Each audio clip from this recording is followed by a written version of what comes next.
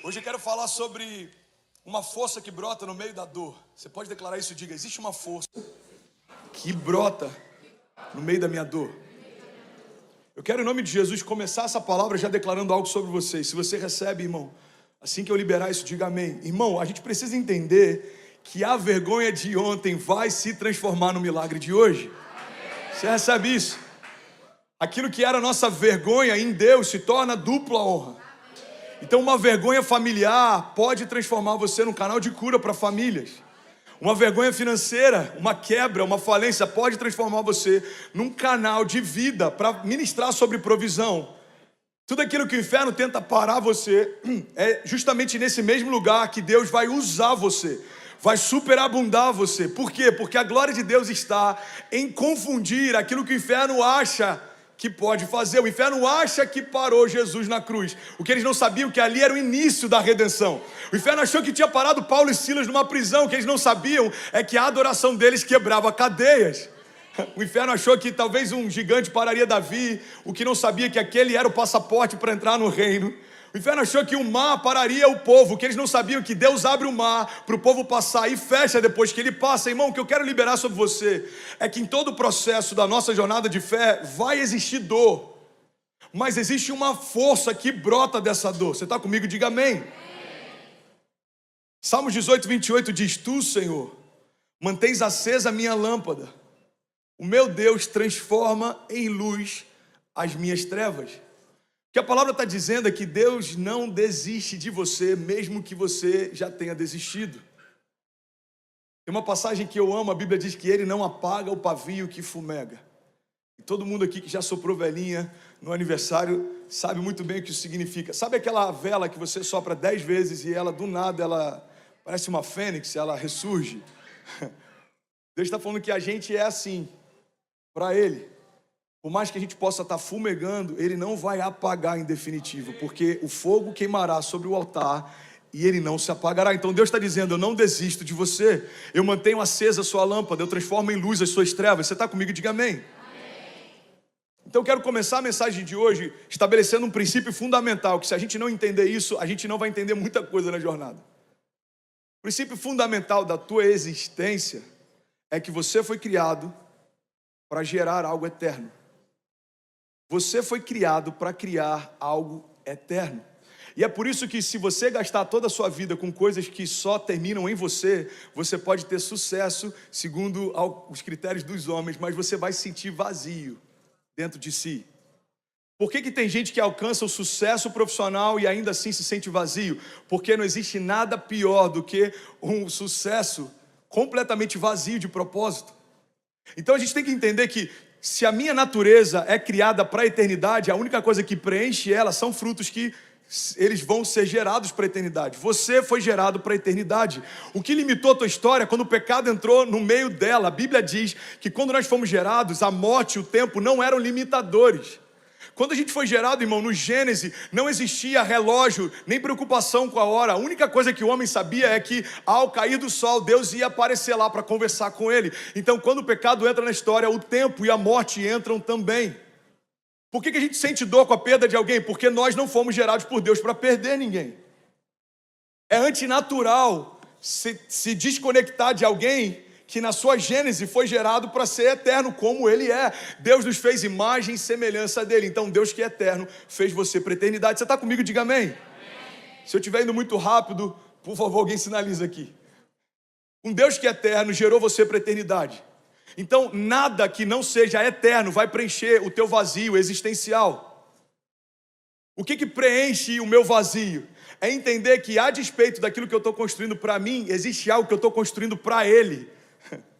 É saber que no final do dia o coração de Deus está alegre com a minha entrega. Hoje está sendo um desafio para mim pregar. Eu estou com falta de ar, eu estou me sentindo cansado. Eu falei para Deus: Deus, eu estou te oferecendo como se fosse a minha última ministração. E se for, recebe a minha oferta. Porque a nossa oferta tem que ser como um incenso, um perfume agradável. A gente está dizendo: Deus, eu estou entregando tudo que você me deu, porque eu só sou um mordomo. Tudo que eu tenho, você me deu, mas não é meu. Então eu administro e usufruo, mas não é meu, volta para Ele. O dom que você me deu, a unção que você me deu, a graça que você me deu, as portas que você abriu, as conexões, toda a liberalidade do céu para gerar em nós algo, deve ser apontado para Ele. Você está comigo? Diga amém. Você deve conhecer centenas de pessoas que tiveram sucesso aos olhos dos homens, mas ainda assim são vazios de Deus.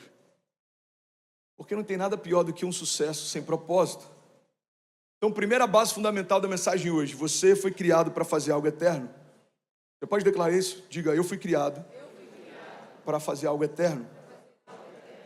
Quando eu entendo isso, irmão, é o primeiro pressuposto da mensagem de hoje. Quando eu entendo isso, eu entendo que o meu problema não é sentir dor no meio da jornada. O meu problema é gastar a única vida que eu tenho para não construir nada que vai falar comigo na eternidade. Os frutos que eu gero, galardão, olha o que a Bíblia fala. Existe uma diferença muito grande entre salvação e galardão. A diferença é que salvação é para todo aquele que nele crê, mas galardão é para aquele que constrói algo com ele.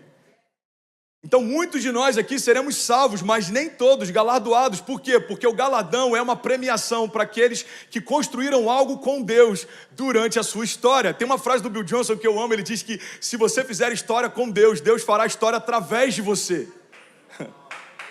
Davi falou: pai, vamos lá, irmão, me ajuda a pregar, eu quero pregar essa manhã. Davi falou: pai, eu não vou descansar, nem minhas pálpebras se fecharão até que a presença volte para a cidade santa. Davi está falando: eu vou fazer história com você. Aí Deus fala para ele: e eu vou fazer história com você. Nunca houve e nunca haverá em Israel um reinado como o seu. E olha que coisa louca, eu estive lá 2 anos atrás, e você sabe qual que é a bandeira de Israel até hoje? Existe uma estrela que a gente chama de estrela de Davi, porque a bandeira que simbolizava o reinado dele naquela época ainda é a bandeira que sinaliza o reinado dele até hoje. Deus fez uma promessa para ele: Davi, porque você está predisposto a fazer história comigo, eu vou fazer história a partir de você. Então quando eu entendo, peraí, a minha jornada, Deus está me chamando para construir algo para a eternidade. Então a dor não é mais um problema. O problema é viver uma vida sem propósito eterno. A dor não é um problema. O problema é viver algo vazio. A dor não é um problema, ela faz parte do processo. Irmão, a dor, a gente tem um doutor aqui, eu quase usei um termo bem rebruscado. Eu falo: a dor, ela é salutar. Alguém fala: uau, nunca ouvi isso. Nem sei por que brotou dentro de mim. Eu acho que você está me inspirando, Gui, a melhorar um pouco minha oratória. A dor, ela é saudável em vários momentos. A dor é o que faz com que você, se colocar a mão em algo que te queima, possa tirar logo em seguida. A dor é o que faz com que você tenha um pouco mais de bom senso em relação a não se expor a alguns riscos. Alguns homens fazem parte da exceção disso. Não sei se você já viu aqueles memes que dizem: é por isso que os homens morrem mais cedo. Você já viu algumas coisas, tipo pular de bicicleta de um telhado, ou tentar se jogar de jet ski numa piscina, mas tirando essas exceções, a dor é o que faz a gente evitar se expor a alguns riscos. Então a dor, ela é saudável se você souber usá-la como um servo seu. O problema é se a dor se tornar o seu senhor. A dor é um ótimo servo, mas ela é um péssimo mestre. Porque se a dor é quem começa a me liderar, eu só vou fazer aquilo que não dói. E aí eu não acesso a maturidade, porque eu preferi ficar numa zona de conforto. Vai doer o processo? Vai, então eu não quero. Vai doer o processo? Não, então eu não quero. O problema é que quando eu aborto o processo, eu aborto o milagre. Quando eu aborto o processo, eu aborto a promessa. Você quer medir o nível de maturidade de alguém? Avalie a quantidade de horas que essa pessoa faz o que não gostaria de fazer. Por que o casamento gera maturidade? Por que tem muitos meninos se casando e se separando com meses? Porque acharam que o casamento seria: eu faço o que eu quero e você faz o que você quer e isso vai dar certo. Não vai. O casamento é quando morre o eu e começa o nós. Então você precisa abrir mão de algumas vontades para fazer algo junto com o parceiro. É isso que separa meninos de homens no casamento, e é isso que separa meninos de homens no ministério. Você quer um exemplo claro? Jesus, irmão. Jesus chega a um ponto que ele fala: Pai, ele veio para a cruz, ele sabia da cruz, ele se preparou para a cruz. A cruz foi anunciada, não foi uma surpresa, ele sabia. Mas quando chega próximo da separação entre ele e Deus, ele fala: Pai, se possível for, afasta de mim esse cálice. mas todavia, e é essa continuação que não pode faltar na nossa entrega, mas todavia, seja feita a sua vontade, não a minha. Jesus ele teve que lidar com a dor para que a gente pudesse conhecer a redenção. Então entenda isso, a dor é um ótimo servo, ela serve você para que você seja cauteloso, mas ela é um péssimo mestre, porque ela vai definir quais são os seus limites e até onde você pode ir. Vamos ser sinceros, irmão, olha para mim, quantas coisas você teria deixado de viver se você tivesse parado quando algo começou a doer. Entre os halterofilistas tem um termo, no pain, no gain. Sem dor, sem ganho. Quem é pai aqui sabe muito bem do que eu vou falar agora. Os nossos filhos, quando estão crescendo, eles começam a enfrentar algo que a gente chama de dores de crescimento, growth pains. Eles começam a sentir dores, cãibras, a perna está alongando. A Cecília parece que cada dia que ela acorda tem 10 centímetros a mais, é algo sobrenatural. Só que o crescimento gera dor. Mas o que a gente aprende acompanhando o crescimento dos nossos filhos é que é muito melhor a dor do crescimento do que a dor da atrofia. Irmão, eu prefiro doer, sentir dor porque estou crescendo, do que sentir dor porque parei de crescer. Você está comigo? E aí, tudo bem? Você acabou agora de assistir um vídeo. E se você ainda não está inscrito, já se inscreve também no nosso canal, ativa esse sininho aqui embaixo de notificação e toda vez que eu fizer uma live ou estiver transmitindo uma mensagem ao vivo, você vai ser um dos primeiros a saber. Mas eu deixei mais 2 indicações aqui que eu espero que façam muito sentido para você. Então já aproveita e clica para assistir a próxima mensagem, beleza? Seja bem-vindo ao time de incendiários e eu espero de verdade que essas mensagens mudem a sua vida como elas têm mudado a minha também. Até a próxima. Valeu. A palavra de hoje é sobre as obras da carne, sobre o fruto do Espírito. E eu sei que é desafiador para mim, como alguém que ama fluir no evangelístico, trazer um alinhamento como esse, mas a gente precisa entender um princípio fundamental do reino. Não há neutralidade no reino de Deus. Ou estamos construindo uma história com Deus, ou estamos construindo uma história sozinhos. Ou estamos fazendo algo que aponta para Jesus, ou estamos fazendo algo que aponta para nós. Ou estamos aproximando pessoas do Evangelho, ou estamos roubando pessoas dela. Alguém está comigo? Diga amém. A Bíblia diz, aquele que não junta, espalha. Não há neutralidade no chamado. Ou você vive o chamado, ou você se esqueceu dele. Não há neutralidade no dom, ou você está multiplicando talentos, ou você está enterrando eles. Não há neutralidade na semeadura, ou você é um semeador, ou você é um usurpador. Não há neutralidade na fé, ou você crê em milagres, ou você não crê. Não há neutralidade na salvação, ou cremos em Jesus como Salvador e recebemos salvação, ou não cremos e nós enfrentaremos o juízo. Não há neutralidade no corpo, ou somos parte do corpo, ou somos uma verruga dele. Não há neutralidade na jornada, ou estamos caminhando com os nossos olhos fixados no autor e consumador da nossa fé, ou estamos olhando para tudo que se levanta ao nosso redor. Não há neutralidade, igreja, na voz profética. Ou profetizamos aquilo que está alinhado com os pensamentos de Deus, ou estamos murmurando, reclamando daquilo que Deus ainda não fez para nós. Não há neutralidade na maturidade, ou somos meninos ou somos homens. Não há neutralidade na liderança, ou lideramos um povo para Deus, ou nós estamos sendo pedra de tropeço para eles. Não há neutralidade no pastoreio. As ovelhas ouvem a voz do pastor e seguem, ou não consideram como pastor, e por isso não são ovelhas. Não há neutralidade sobre aquilo que Deus estabeleceu como princípio fundamental. Alguém está comigo? Diga amém. Eu nunca vi os olhinhos tão atentos, eu nunca vi um clima tão pesado. Mas eu preciso lembrar alguém aqui, talvez essa mensagem seja para uma pessoa, que não há neutralidade.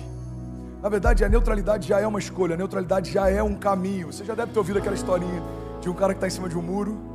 De um lado está Jesus e os seus anjos insistindo para que ele venha para esse lado, e do outro lado está Satanás e os seus demônios completamente passivos. E aí num determinado momento ele se vira para Satanás e ele fala: por que você está tão tranquilo? Porque do outro lado Jesus, ele está toda hora insistindo para eu ir para aquele lado e você não está nem aí. Ele falou: é porque você já escolheu um lado, eu sou o dono do muro.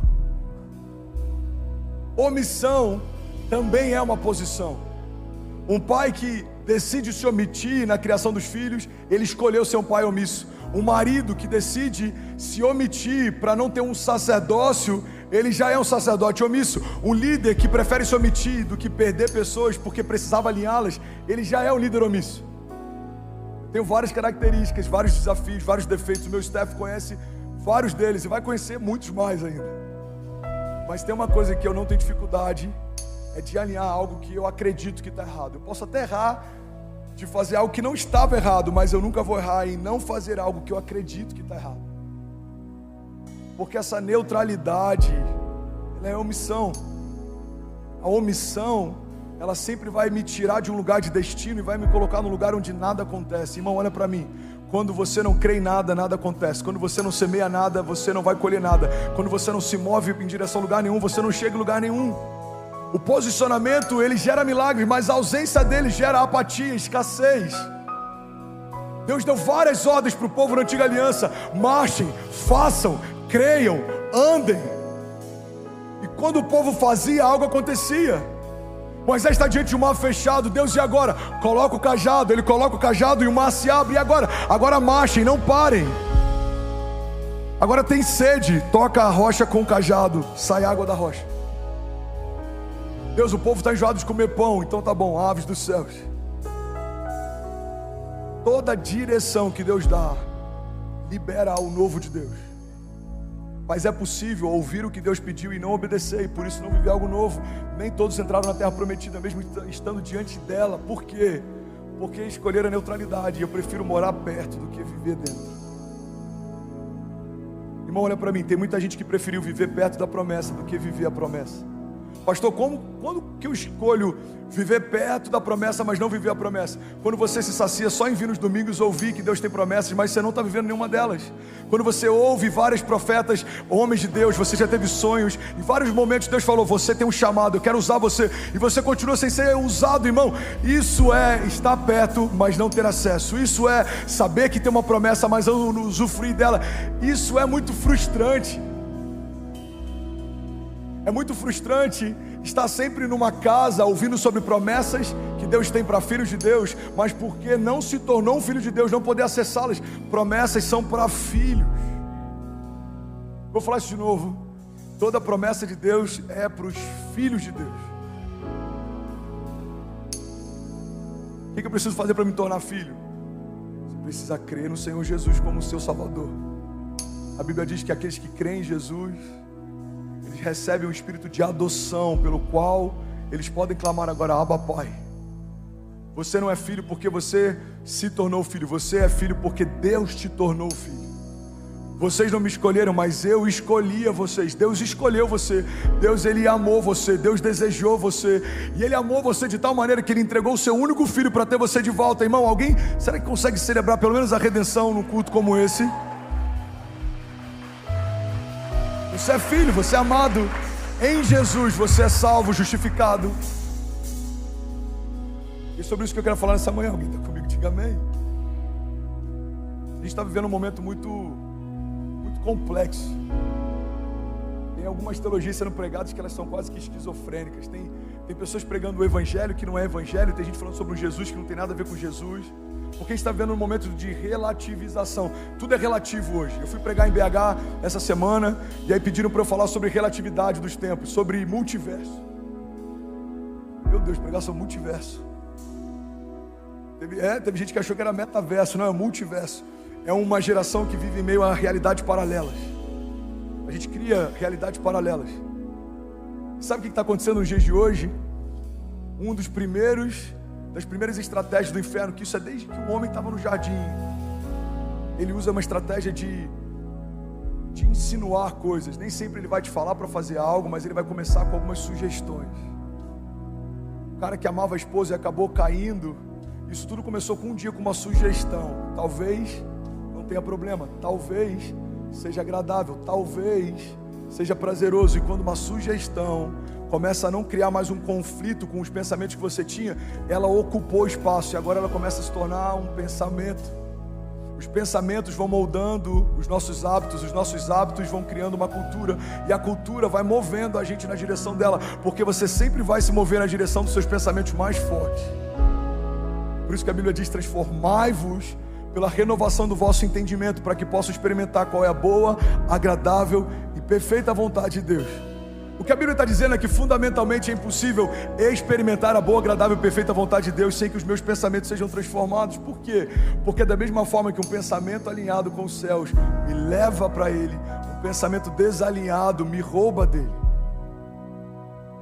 Pensamento de escassez, por exemplo. Eu não tenho, sempre falta, os tempos são difíceis, para mim tudo é mais difícil. Isso é um pensamento caído, porque o pensamento do tipo de Deus é: eu não dependo da geografia, o Senhor é o meu bom pastor, de nada eu terei falta, Deus é fiel para cumprir o que prometeu. Podem 1000 cair ao meu lado, 10.000 à minha direita, e eu não serei atingido, nenhuma praga chegará à minha casa, o Senhor guardará a entrada dela.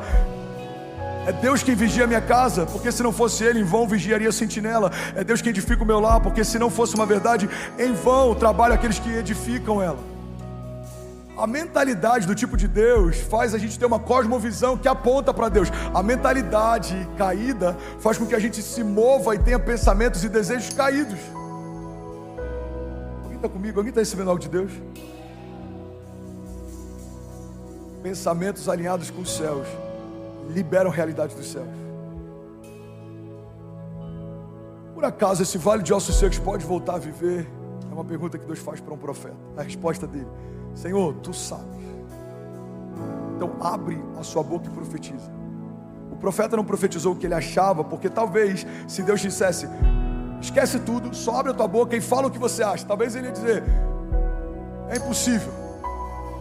Mas não foi isso que Deus fez. Deus constrói um caminho. O primeiro caminho é consciência. Eu posso. Senhor, tu podes. Eu sei. Senhor, tu sabes.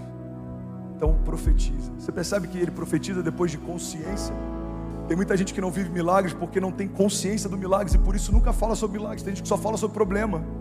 Irmão, é impossível você ter uma vida positiva com uma mentalidade negativa. É impossível você viver milagres se você não pensa em milagres. Você precisa pensar em milagres, fundamentar a tua história em milagres. Você precisa escorar a construção dos seus novos níveis em milagres. O que escora o teu próximo nível? Milagres, milagres, milagres, milagres, milagres. Está bem fundamentado. O próximo nível é como alguém que constrói um edifício.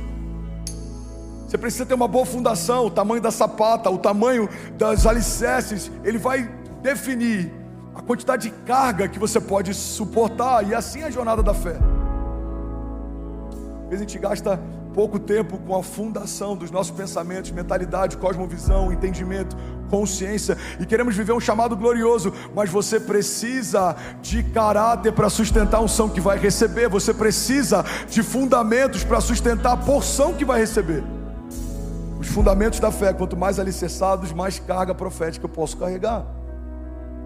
Quem está comigo aqui, diga amém. Um homem fundamentado em Deus é como alguém que decidiu construir uma casa sobre a rocha, diz a palavra.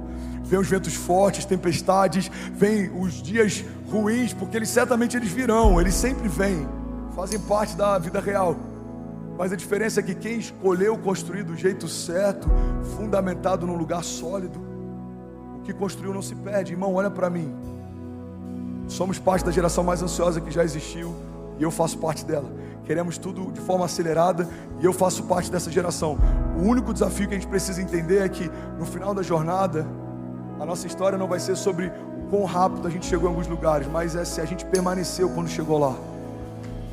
Tem muita gente que casou com a mulher dos sonhos, não conseguiu viver o casamento dos sonhos, separou. Tem muita gente que conseguiu conquistar um recurso e quando chegou lá percebeu o vazio de um sucesso sem propósito. Tem muita gente que correu muito rápido para chegar em algum lugar, mas a Bíblia diz que melhor é o final das coisas do que o início delas. É sobre a jornada, é sobre a caminhada, é sobre uma construção contínua.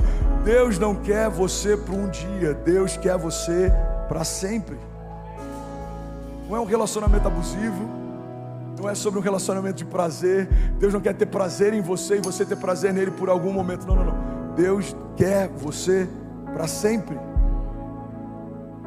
E é complexo pensar nisso numa geração que tudo é relativo. Estou tentando relativizar tudo, estou tentando relativizar o gênero. Irmão, olha para mim. Se existe algo ridículo de ser questionado, é se existe mais de um gênero, quando na verdade o que está no meio das suas pernas já define se você é 50% para cá ou para lá. Pode ser menino ou menina, e é isso, that's it. Pastor, mas pessoas podem ter opções sexuais? Podem. A Bíblia diz inclusive que a pior coisa que Deus pode fazer com o homem é entregá-lo aos seus próprios prazeres. Você pode fazer o que você quiser, mas não dá para questionar que você não é quem você é. Macho e fêmea os criou. Só tem dois gêneros. Você sabe por quê? Porque não há neutralidade nos cromossomos também, não há cromossomo neutro. Ou você é macho ou você é fêmea. Mas eu faço o que eu quiser com o meu corpo. É verdade, o corpo é seu, faz o que quiser. Mas não dá para questionar um princípio fundamental. Você é macho ou você é fêmea. O que esperar de uma geração que relativiza até o gênero?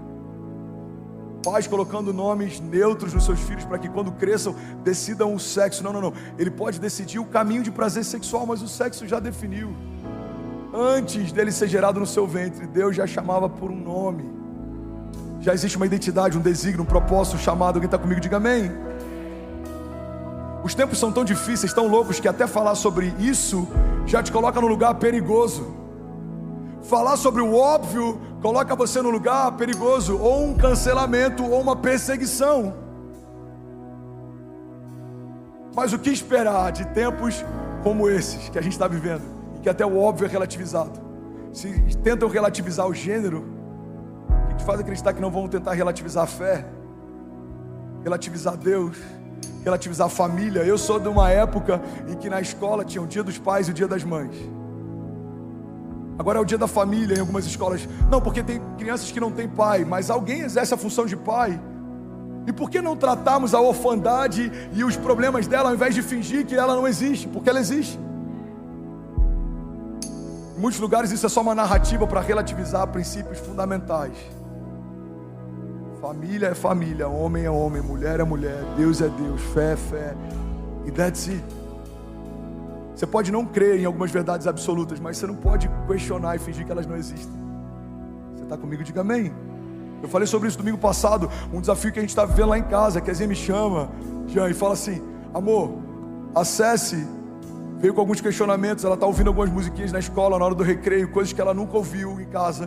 Ela começou a ser questionada pelas amigas porque ela acredita em Deus, e ela veio me perguntar: mãe, como é que eu explico que Deus existe? Porque estão me perguntando: mãe, como é que Deus entrou na história? Porque se Ele fez tudo que existe quando nada existia, quem criou Deus? Quem fez Deus? Aí que a Zinha me trouxe essa demanda.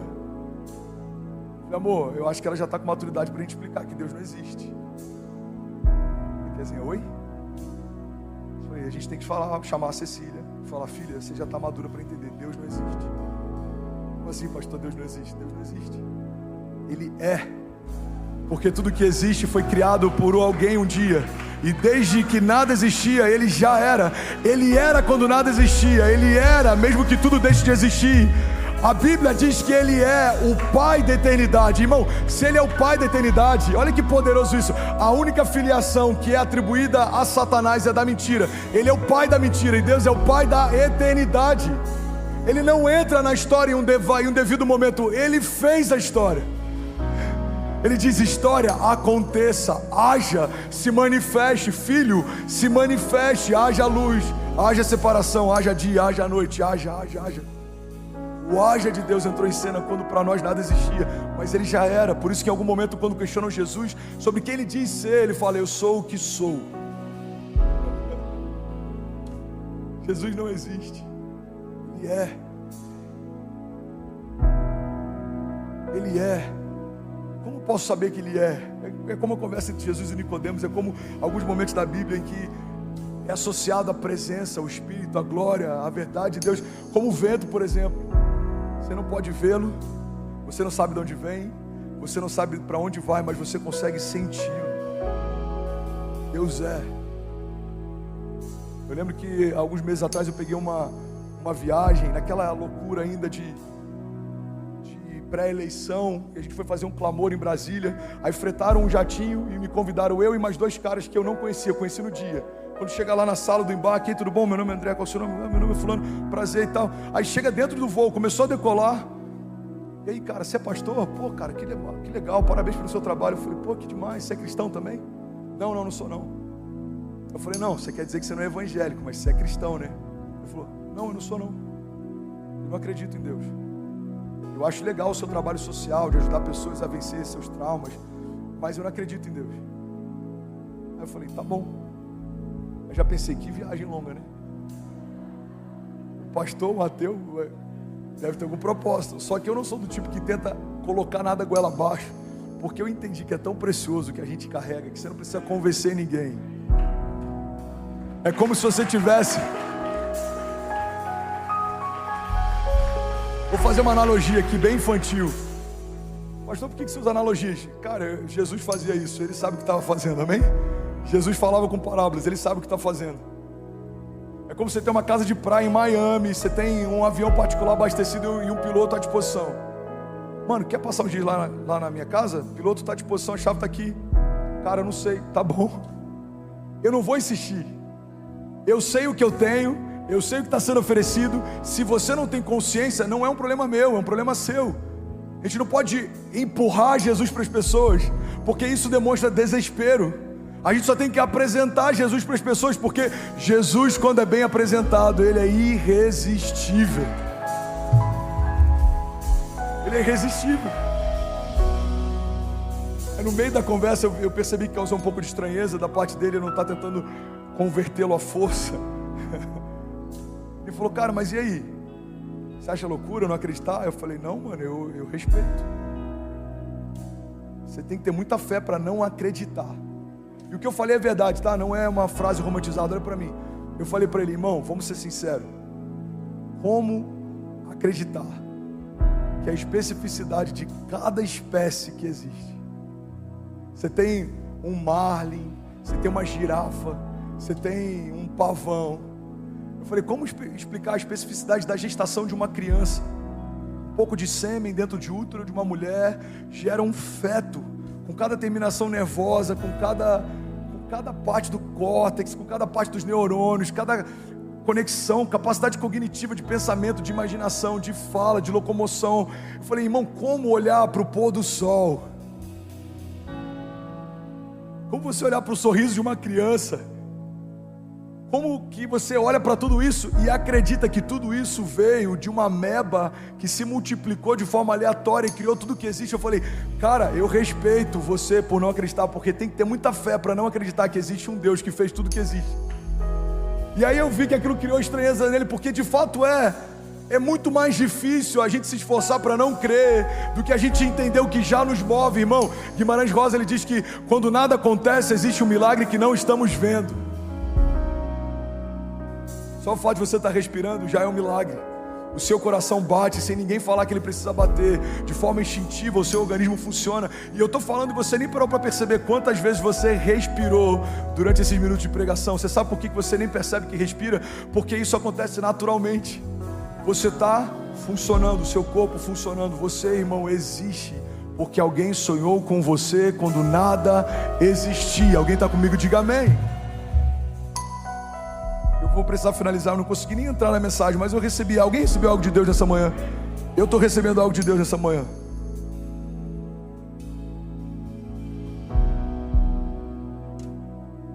O que esperar de uma geração que relativiza o óbvio?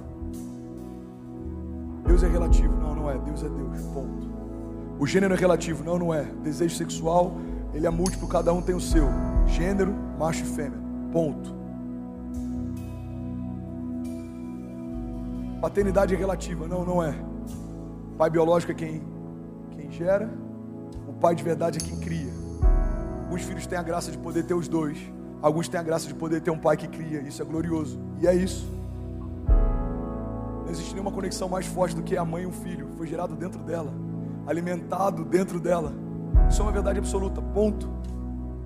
Mas até a relação com os pais tem sido relativizada, irmão. Se existe um mandamento com promessa, é honra o teu pai e a tua mãe, para que sejam acrescentados dias na sua vida na terra. Uma geração que não entende o básico vai enfrentar problemas. Pela primeira vez na história, isso é uma vergonha para a igreja, pela primeira vez na história, o censo brasileiro criou uma nova categoria de religião: evangélicos não praticantes. Você sabia disso? Deixa eu falar aqui um revelamento revelado. Deixa eu falar o óbvio. Se o censo está contando algo, é porque algo existe.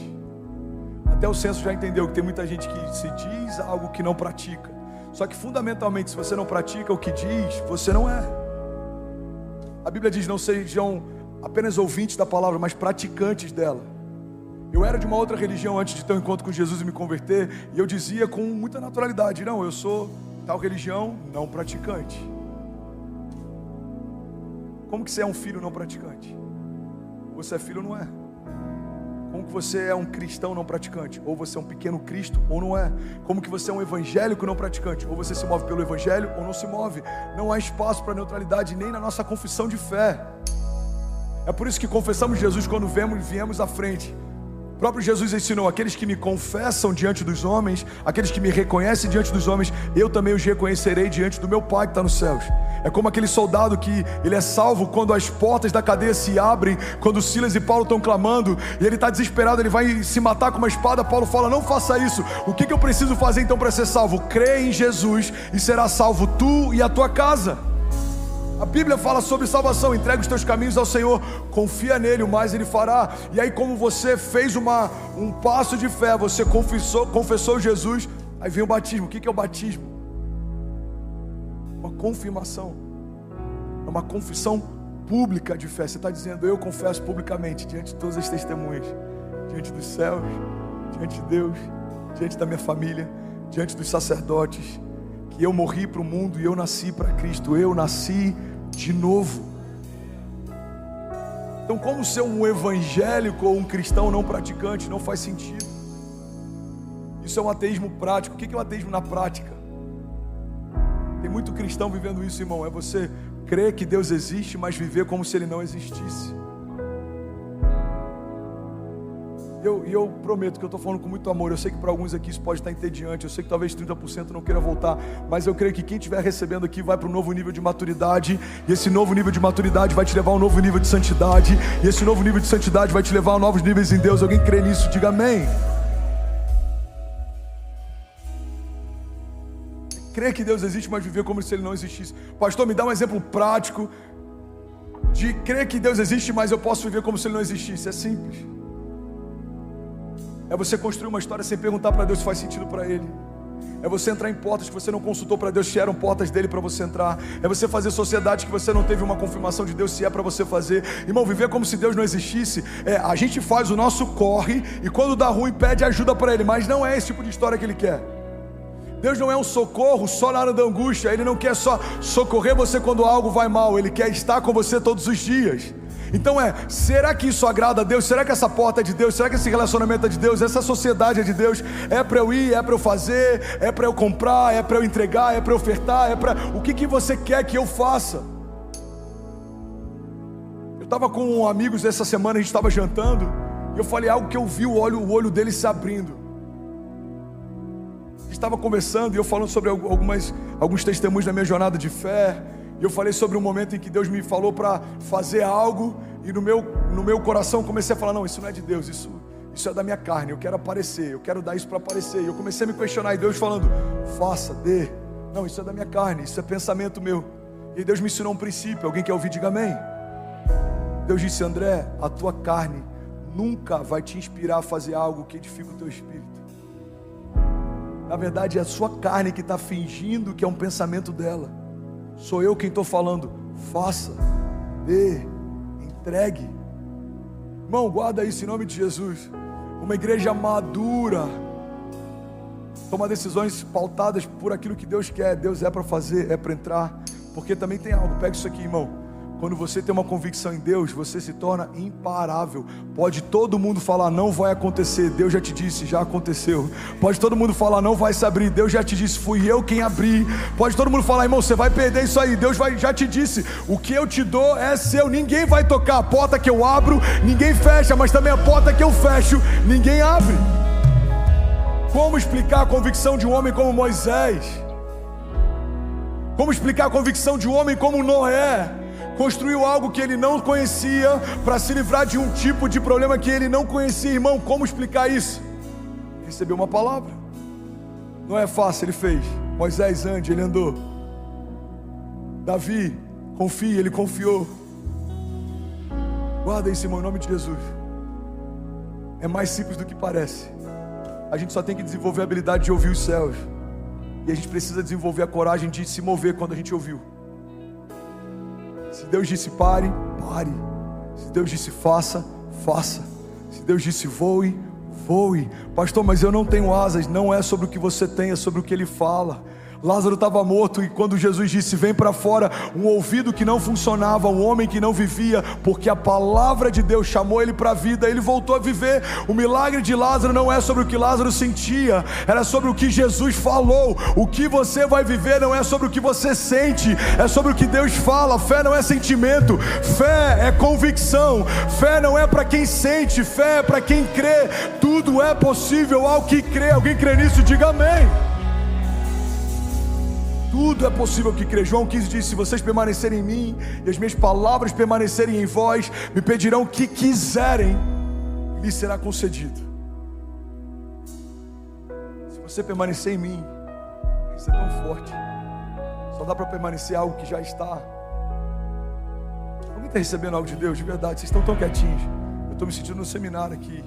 Me incomoda todas as vezes que eu tenho a impressão de que eu estou dando aula.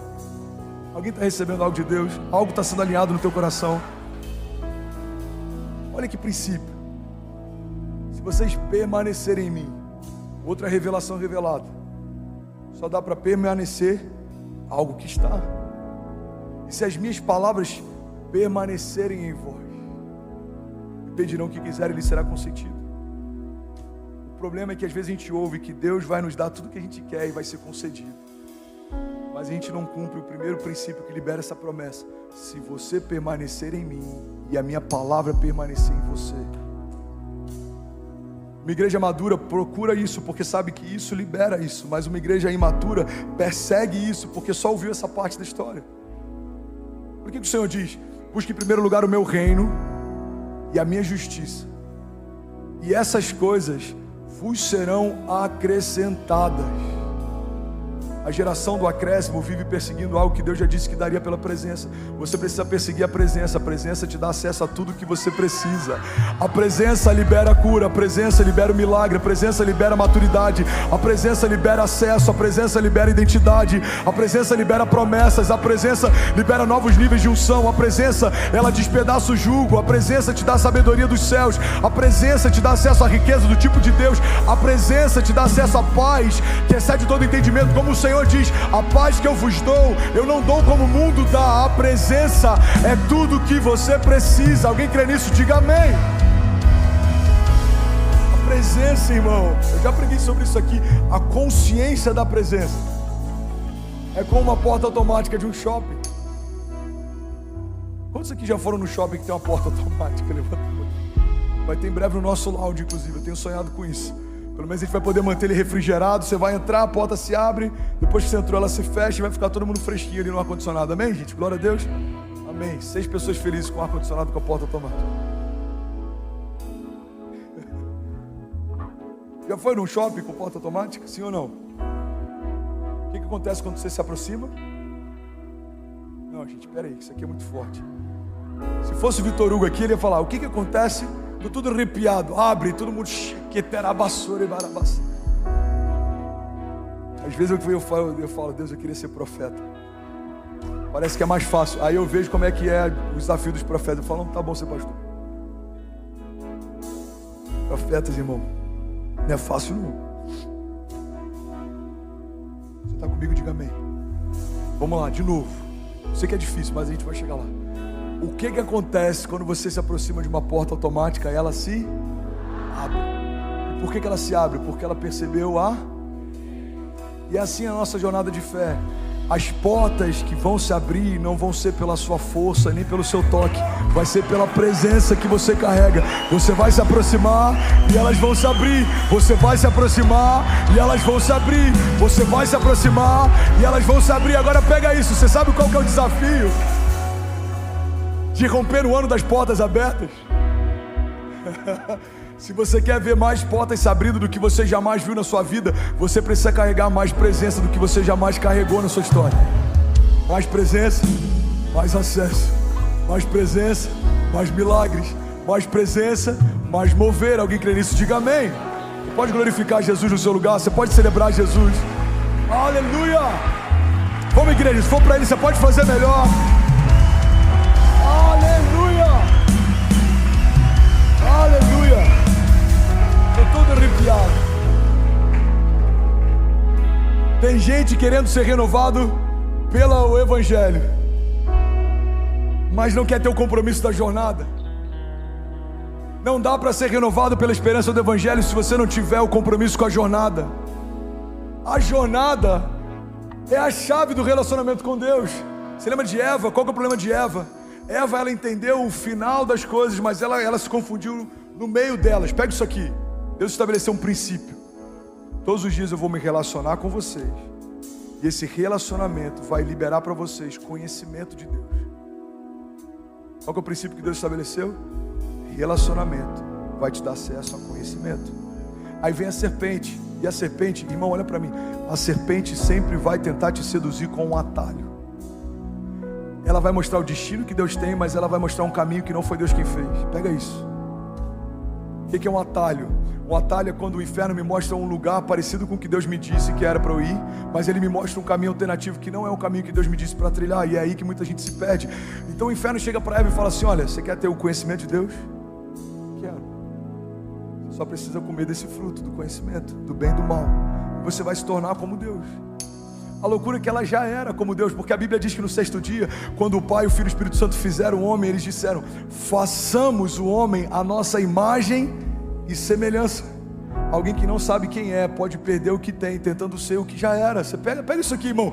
Ela já era a imagem e semelhança de Deus, mas ela queria ter o pleno conhecimento de Deus, sem ter relacionamento com Deus. O que ela pegou? Ela pegou um atalho. A serpente fala: se você comer do fruto, você vai ter todo o conhecimento do bem e do mal, sem relacionamento. Ela come, e aí o homem cai. E por que isso frustra Deus? Porque o conhecimento de Deus vem através de relacionamento. Todos os dias, meu filho, eu vou te dar uma nova porção de revelação de quem eu sou.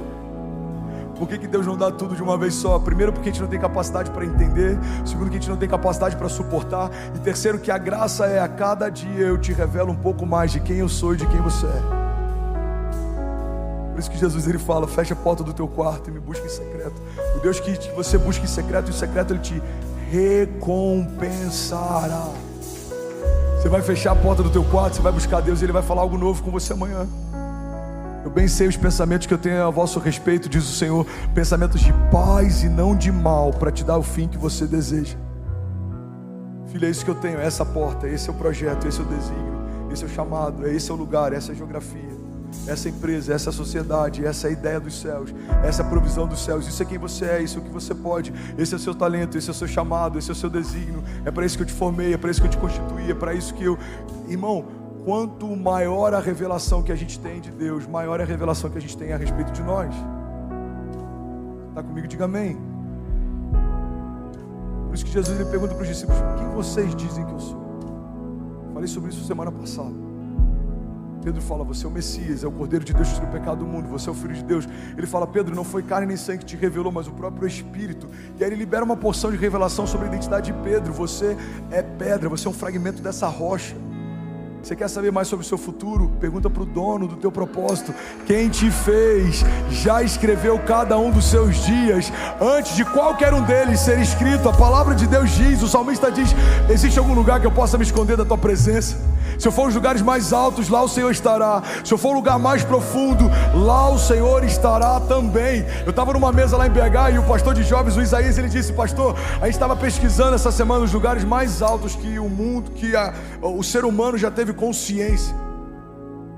O lugar mais alto avistado pela criação foi um lugar que o telescópio Hubble viu alguns anos atrás. Ele falou um nome que eu não me lembro. Eu não sou tão nerd assim também. Aí ele falou: o lugar mais baixo é a Fossa das Marianas. O lugar mais profundo, acho que são mais de 10 mil metros de profundidade.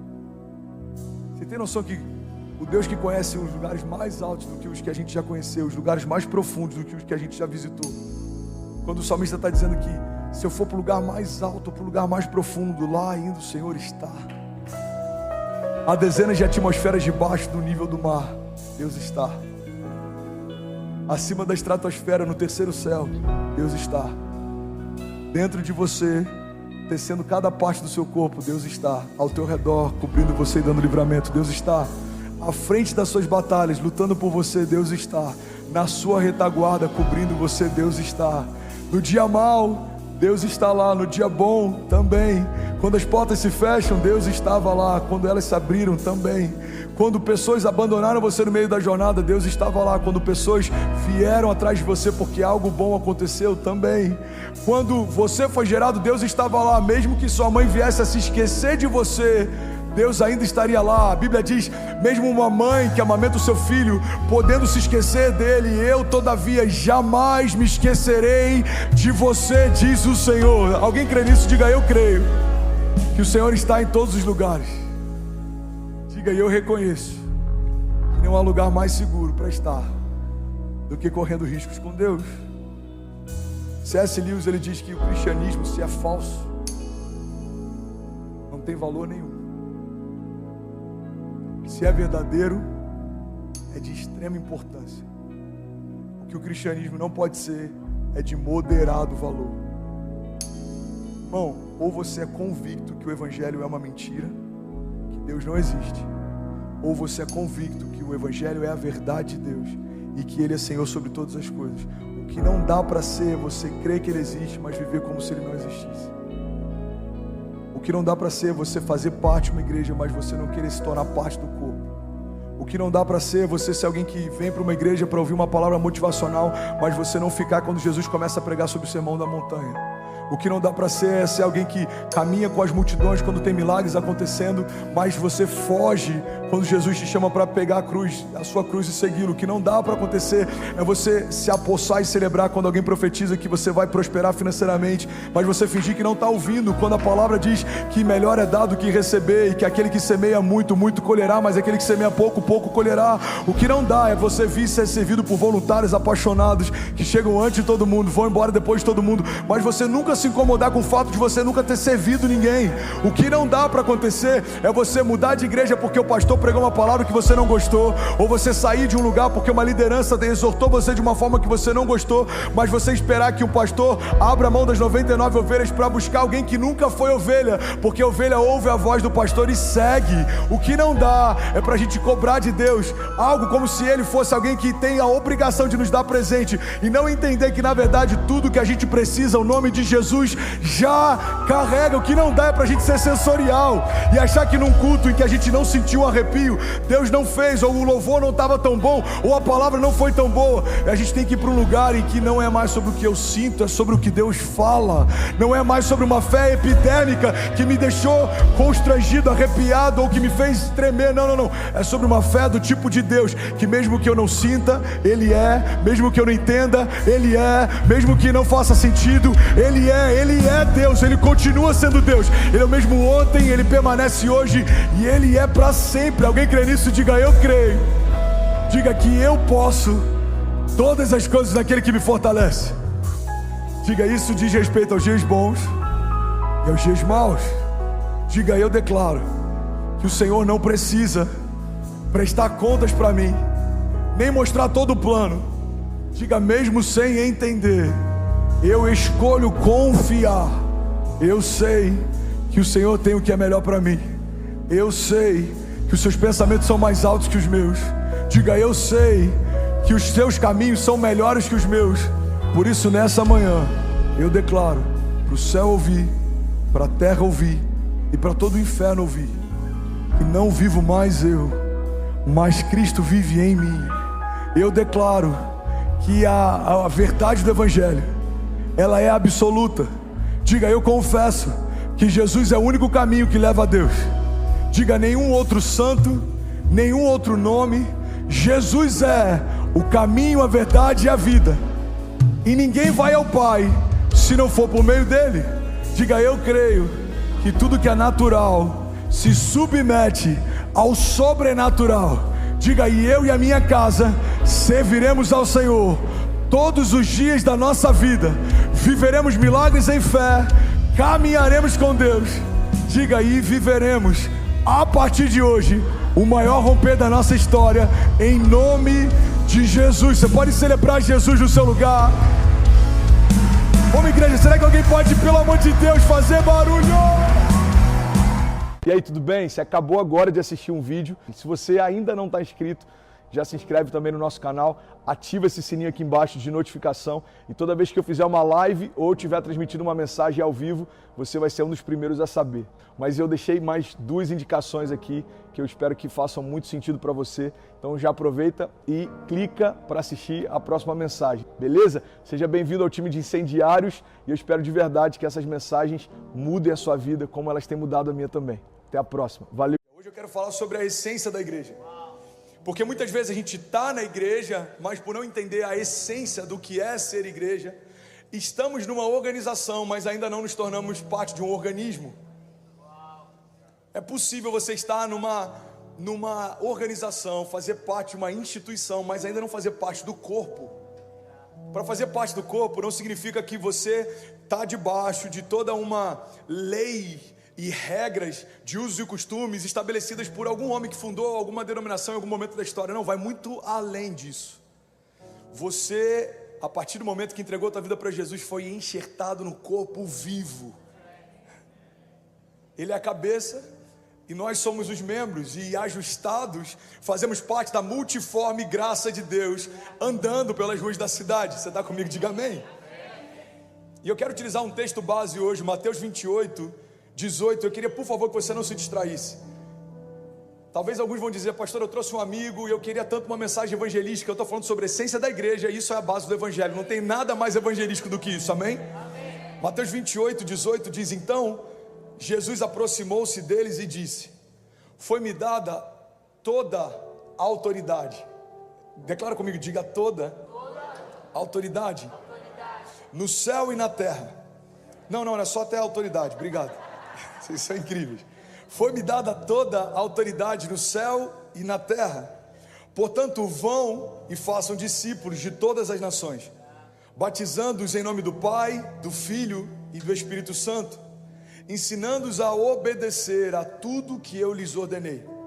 E eu estarei sempre com vocês até o fim dos tempos. Alguém pode dizer glória a Deus por isso?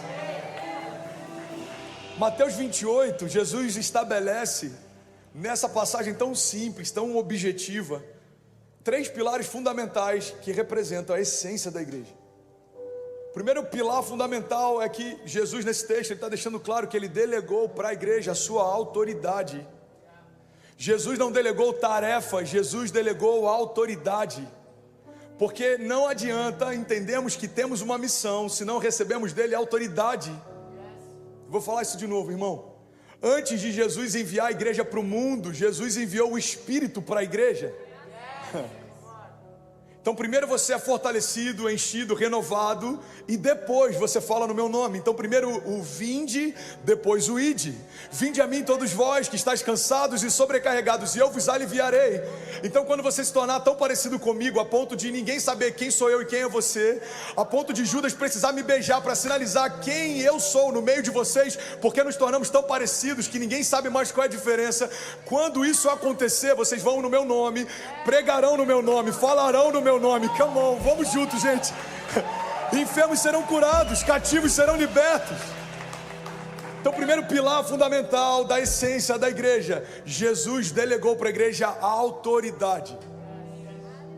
A autoridade, a Bíblia diz que ele ensinava as mesmas coisas que os mestres da lei, mas olha que coisa linda esse detalhe. A Bíblia diz: mas ele falava como quem tinha autoridade. É possível falar das coisas de Deus sem carregar a autoridade da parte de Deus. E é por isso que tem gente que às vezes fala: cara, eu já ouvi essa passagem tantas vezes, mas hoje ela soou diferente. Talvez quem está falando hoje essa palavra pode estar falando com uma autoridade diferente da que você ouviu inúmeras outras vezes. Orações às vezes mais simples, que carregam mais autoridade, porque não é pela repetição, não é pela eloquência, não é pela oratória, mas se alguém que tem um coração rendido e que entende o que carrega fala, você consegue ouvir o som de muitas águas se misturando ao timbre da voz dele.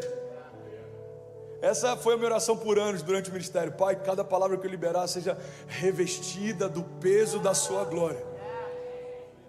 É por isso que em vários momentos eu peço para você fechar os olhos. A minha oração é para que não seja a minha voz, mas de alguma forma seja a voz do seu Pai falando com você. E por que isso é possível? Porque Ele nos deu a autoridade.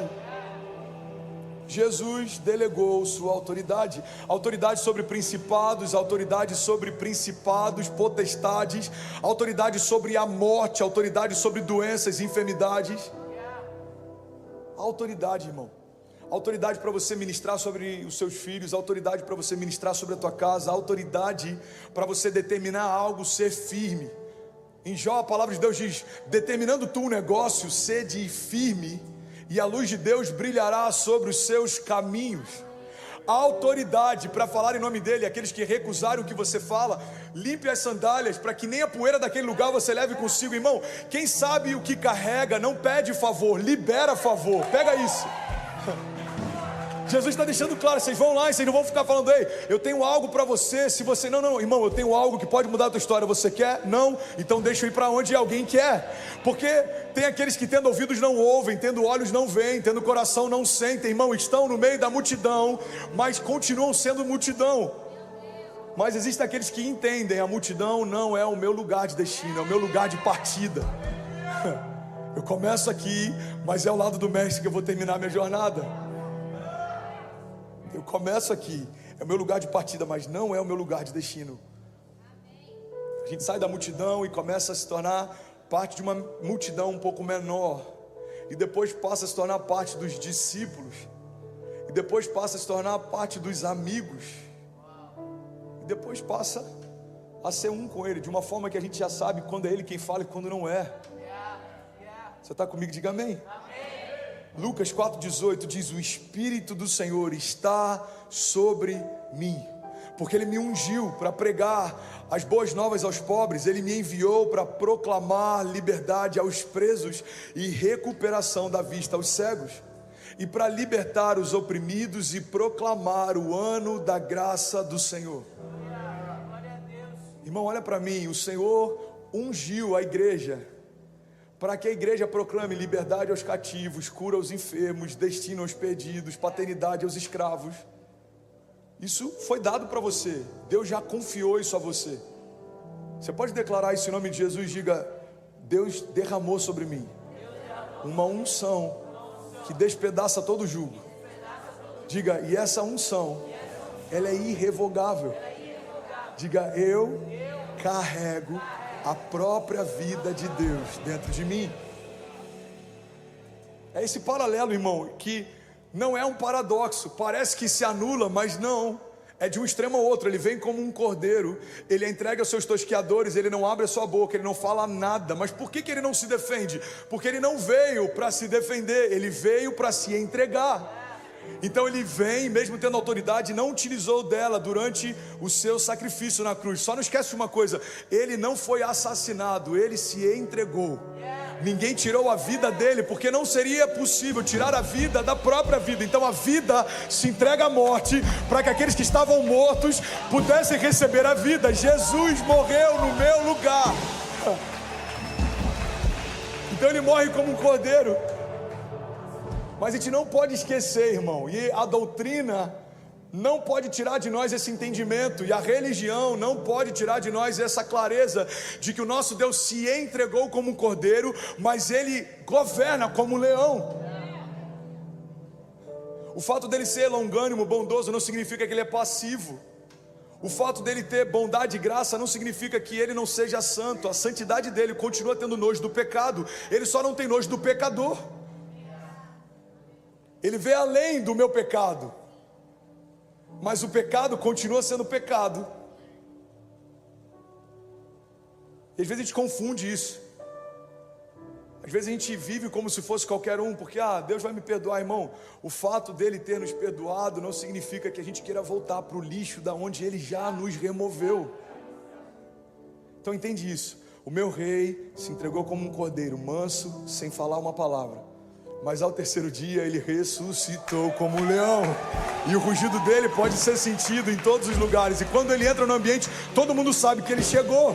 Ele carrega a autoridade, uma coroa estabelecida sobre ele, de glória, de honra e de imortalidade. Ele carrega as marcas.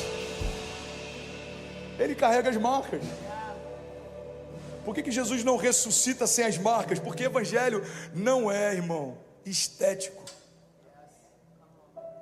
Evangelho não é estético.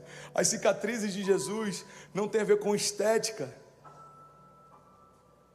É um princípio, não é estético, é profético. Jesus volta com as chagas para que até aqueles que não acreditavam que ele era quem dizia ser, pudessem tocar e aí então entender que de fato ele era o Messias, que ressuscitou dos mortos e voltou para contar a história. Você está comigo? Diga, a essência da igreja diz respeito à autoridade. Provérbios 28 diz, os ímpios, eu amo essa passagem, fogem sem que haja nada a persegui-los. Mas os justos são ousados como um leão. Eu vou falar isso de novo. Que a dinâmica não pode ser invertida. Tem muitos justos que estão se assustando sem que haja nada a persegui-los. Tem muita teologia pautada em batalha espiritual, e as batalhas existem, elas são reais, mas eu não posso viver só pensando nelas. Batalha, Deus me dá livramento, Deus me dá... Peraí, irmão. Ele já conquistou na cruz a vitória que de geração em geração já foi estabelecida. Tem gente que está pedindo para Jesus fazer o que ele já fez, dar o que ele já deu.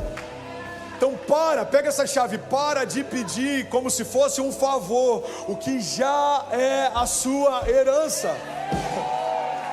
A cura não é um favor, é herança. A autoridade não é favor, é herança. A identidade não é um favor, é herança. Foi dada por graça mediante a fé, mas faz parte da sua herança. Enquanto não tivermos a consciência disso, vivemos como se não tivéssemos herança nenhuma. A Bíblia diz, o herdeiro, enquanto é menino, de nada difere de um escravo, por mais que seja dono de tudo. A Bíblia está dizendo, o herdeiro só tem acesso à herança quando tem consciência de quem é. Você está comigo? Então pega isso. Provérbios está dizendo, os ímpios fogem sem que haja ninguém a persegui-los, mas os justos são ousados como um leão. Por que os justos são ousados como um leão? Porque essa é a identidade do nosso Pai. O meu pai é o leão da tribo de Judá. O meu pai é o leão que ressuscitou. Então na genética do céu é assim que eu tenho que me portar. Eu falei sobre isso alguns meses atrás. Tem muita gente miando quando deveria estar rugindo. Pega isso, irmão. Uma das coisas que eu mais amo ouvir de pessoas que nem me conhecem direito é quando alguém completamente inusitado fala, cara, eu nunca tinha te ouvido pregar, mas eu vi você orando, é como um leão. E eu falo, uau, eu estou parecendo um pouco mais com meu pai. É para esse lugar que eu quero ir. Para de miar quando você deveria estar rugindo, irmão. Você é um leão, você não pede favor, você libera favor. Você é um canal da glória, você é um canal da graça, você é um canal de transbordo, você é um canal de Deus. Você está comigo? Declare com autoridade, diga, eu sou como meu pai é. Às vezes a gente vive como se sempre tivesse à espera do resultado da próxima batalha. Não, se Deus quiser eu vou conseguir isso. Não, se Deus quiser eu vou vencer nisso. Se Deus quiser, você está tratando como se fosse uma opção, algo que já é uma realidade. Ele já quis, e por isso que Ele já liberou sobre a igreja a autoridade. Mateus 28 fala sobre isso. Essas batalhas já foram vencidas. Eu queria de verdade que você meditasse isso. Você que está online, medita nisso. Filipinas conectado, Austrália, Irlanda, Bolívia conectados. Anota isso, irmão, não peça como favor aquilo que já é a sua herança. Mateus 16:19, eu lhes darei a chave do reino dos céus, e o que vocês ligarem na terra terá sido ligado nos céus, o que vocês desligarem na terra terá sido desligado nos céus. Reis e sacerdotes, irmão, olha para mim, qual é a função de um rei? Queria até te fazer um convite, se você puder, assiste nos próximos dias, pega alguns bons filmes que falam sobre reis, assiste na Netflix, aluga. Porque o problema é que a gente está tanto tempo numa democracia que às vezes a gente esquece como funciona um reinado. Os reis apontam destinos. As suas decisões mudam o curso da história. Quando a mão de um rei, eu estou falando de um rei justo, quando a mão de um rei se estabelece sobre alguém, todo mundo já sabe, ele vai liberar favor sobre esse cara, vai ter algo diferente. Você pega na Inglaterra, quando a rainha ou um sir, ou seja lá quem for, pega a espada e faz aquele símbolo tradicional dos dois lados e sobre a cabeça, uma honra foi liberada sobre ele. O problema, irmão, é de uma geração de reis que não sabe o que carregam e ficam como súditos pedindo para receber o que o seu pai já deu por herança. Você foi chamado por Deus para caminhar como rei e como sacerdote. Você governa diante dos homens e você conecta os céus com a terra. Antigamente isso era específico. Reis reinavam, sacerdotes ministravam, e nós não fazemos parte de nenhuma dessas duas dinâmicas. Somos gentios. Não estamos debaixo dessa promessa, não fazemos parte dessa aliança, mas porque ele veio para os seus e os seus não os reconheceram, deu a todos aqueles que creem no seu nome o direito de se tornarem filhos de Deus. A gente não estava nessa conta. Então o Rei dos Reis vem, e porque os príncipes não o reconhecem como rei, os gentios são convidados para a festa. Foi assim que a gente entrou na história. 1 Pedro 2,9, cara, eu estou sentindo muito de Deus aqui. Alguém está recebendo algo nessa manhã? 1 Pedro 2,9, vocês, porém, são geração eleita, sacerdócio real, nação santa, povo exclusivo de Deus, para anunciar as grandezas daquele que o chamou das trevas para a sua maravilhosa luz. Você tem noção da grandeza, do peso do nosso chamado como igreja? Reinar diante dos homens e ministrar diante dos céus. E aí, tudo bem? Você acabou agora de assistir um vídeo. Se você ainda não está inscrito, já se inscreve também no nosso canal, ativa esse sininho aqui embaixo de notificação, e toda vez que eu fizer uma live ou estiver transmitindo uma mensagem ao vivo, você vai ser um dos primeiros a saber. Mas eu deixei mais duas indicações aqui que eu espero que façam muito sentido para você. Então já aproveita e clica para assistir a próxima mensagem, beleza? Seja bem-vindo ao time de incendiários, e eu espero de verdade que essas mensagens mudem a sua vida como elas têm mudado a minha também. Até a próxima. Valeu!